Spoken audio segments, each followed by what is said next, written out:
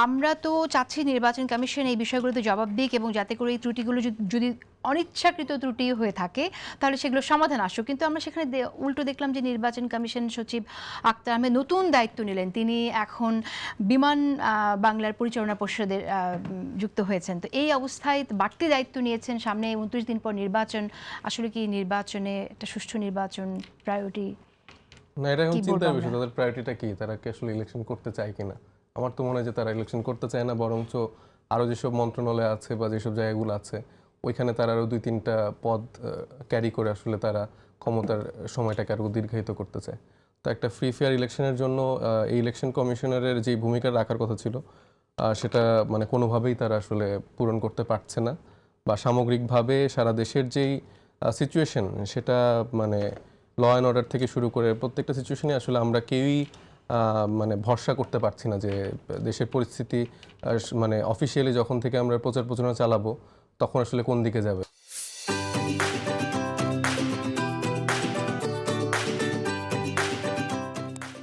যে পরিমাণ এখানে অস্ত্রের ঝনঝনানি, মাসেল পাওয়ার, মানে টাকা, সবকিছু যেভাবে প্রশাসনকে দখল করা হচ্ছে, এটা মানে শুধুমাত্র বিএনপির দিকে আমি বলবো না, এটা ধরেন আমাদেরও টেন্ডেন্সি আছে, এটা আমি মনে করি।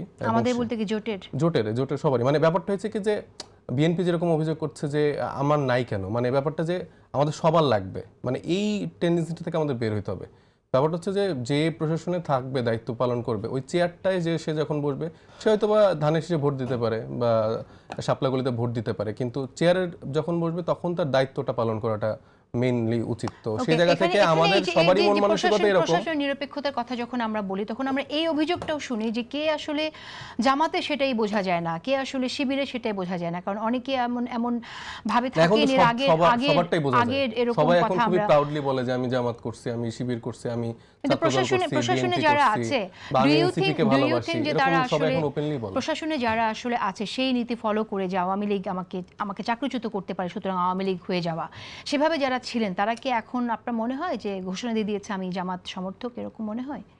না, এটা তো অফিসিয়ালি এরকম করে কেউ এরকম করে ঘোষণা দিয়ে দেয়, কিন্তু তাদের কাজকর্ম, তাদের আইডিওলজি বা তাদের ভূমিকাগুলো দেখে বোঝা যায় তারা কোনো না কোনো একটা দলের প্রতি বায়াসড। এটা প্রশাসনে মানে বিএনপিও যেরকম আছে, জামাতও আছে, এনসিপির কিছু অংশ হয়তো বা কেউ কেউ তৈরি করার চেষ্টা করেছে, যেটা আসলে তৈরি করেছে কারণ আমাদের এই কম্পিটিশনে যেখানে আমরা নতুন রাজনৈতিক বন্দোবস্তের কথা বলছি কিন্তু আমরা দেখছি যে পুরনো রাজনৈতিক বন্দোবস্তের দ্বারাই আসলে সিস্টেমটা পরিচালিত হচ্ছে, তখন আমার মনে হচ্ছে যে আমাদের রেসে থাকার জন্য মনে হয় এরকম দু একটা কাজও করতে হবে, যেটার টেন্ডেন্সিটা একদমই ঠিক না। এটাকে আমি কোনোভাবেই সাপোর্ট করি না, বা আমার এলাকার যে প্রশাসন আছে আমি কখনো আলাদা করে তাদের সাথে দেখা করা, কথা বলা কখনোই বলি না। আমি ডিসি সাহেবের সাথে সম্ভবত 2বার কথা বলছিলাম। আমি বলছিলাম যে নতুন ডিসি আসছেন, আগের ডিসি তো পুরোপুরি ধরেন যে বিএনপির কার্যালয় মনে হতো আমার কাছে, তো নতুন যে ডিসি আসছেন তাকে আমি জাস্ট রিকোয়েস্ট করছিলাম যে আপনি জাস্ট নিউট্রালি আপনার ভূমিকাটা পালন করেন, এটা নট নেসেসারিলি আপনার বিএনপিকে বা জামাতকে বা এনসিপিকে আলাদা করে পার্টি দিতে হবে, যেটা আপনার দায়িত্ব সেটা পালন করেন। তো সার্বিকভাবে পুরো বাংলাদেশের ক্ষেত্রে আমার মনে হয় যে এই ভূমিকাটা সবার রাখা উচিত। আচ্ছা, আমরা নিরপেক্ষ প্রশাসন পেলাম না, এই জায়গায় আসলে সরকারের কাছ থেকে যেটা প্রত্যাশা ছিল সেই জায়গায় আমরা হতাশ হয়েছি। সাইদ আব্দুল্লাহ, আমরা আমি আরেকটু উল্লেখ করতে চাই আগের ইস্যুটা, মানে সেটা অন রেকর্ড আমি বলতে চাই যে মানে মধ্যপ্রাচ্যের অনেক প্রবাসীদের নিজস্ব চিঠির বক্স না থাকে, চিঠি পাঠানোর ঠিকানা নিয়ে যে ইস্যু, এটা অনেক পুরানো। আমাদের যেই ডায়াসপোরা অ্যালায়েন্স আছে সেখান থেকে সাবেক যে আহ্বায়ক ছিলেন ইফতেহাম চৌধুরী, উনি হচ্ছে পাবলিকলি যখন আমাদের ইলেকশন কমিশনার সানাউল্লাহ সাহেব গিয়েছিলেন তখন ওনাকে এই ব্যাপারটি বলেছেন এবং ওনারা এই ইস্যুটিকে অ্যাড্রেস করেছেন এবং অল্টারনেটিভ হিসেবে মধ্যপ্রাচ্যের ঠিকানা নিয়ে এই ইস্যুটি জানিয়েছিলেন এবং কালেকশন পয়েন্ট ব্যালট পেপার নেওয়ার সুযোগ রাখতে অনুরোধ করেছিলেন, কিন্তু সেটা আসলে আমলে নেওয়া হয়নি এবং আপনারা দেখতে পাচ্ছেন কীরকম ঘটনা ঘটছে।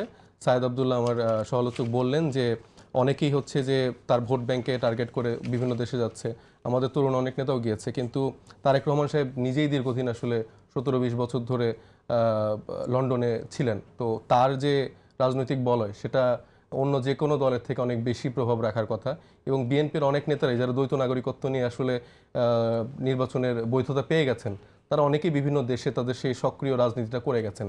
তো এখানে প্রত্যেকটা দলের যেরকম আসলে ভোট রিগিং করার একটা সুযোগ আছে, মানে বিএনপিরও কোনো অংশে কম নেই, বরঞ্চ আমাদের প্রবাসীদের একটু বুঝতে চাচ্ছি যে মানে তারেক রহমান লন্ডনে থাকার সাথে ভোট রিগিং করার সুযোগের কি সম্পর্ক? না, তারেক রহমান তো সাহেব সেখানে তো তার রাজনৈতিক কার্যক্রম চালিয়েছেন।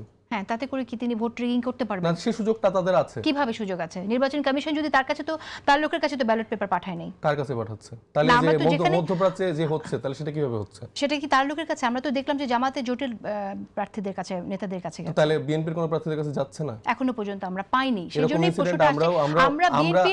আমরা চাই না এটা বিএনপি না না না, নেতাদের আপনি কাছে যাক আপনি বা আমার কোনো আমার নেতাদের আপনি কাছে আমার যাক। কথাটাকে শেষ করতে দেন। এখানে যে কথাটা আমি বলছি যে এই সুযোগটা প্রত্যেকটা দলের কাছে তৈরি হচ্ছে। এই ইস্যুটা নিয়ে আমরা আগেই ইলেকশন কমিশনারকে জানিয়েছিলাম এবং আমরা মূলত যেটা চেয়েছি যে প্রবাসীদের ভোটাধিকারটা যেন নিশ্চিত হয়। এই নিশ্চিত করার জন্য যেই সিস্টেম আছে সেটা নিয়ে আলোচনা হবে বা সেটার কার্যক্রমটা অনুষ্ঠিত হতে যাচ্ছে। যেই প্রবলেমটা হচ্ছে আমাদের স্পেসিফিকলি সেই প্রবলেমটা নিয়ে কথা বলা উচিত, ওইটা সলভ করা উচিত। রেদার যদি আমরা এখন কাদা ছোড়াছড়ি করি, আমি কালকে দেখলাম বিএনপির কিছু নেতারা যে পোস্টাল ব্যালট ভোটই আমরা বন্ধ করে দিব, প্রবাসীদের ভোট লাগবে না, এরকম কিছু কিছু দায়িত্বশীল নেতাদের থেকে আমরা এরকম কথা শুনতে পেলাম। না, আমরা বুঝতে চাই আসলে সংকটটা কোথায়, সেটা আসলে বোঝা দরকার।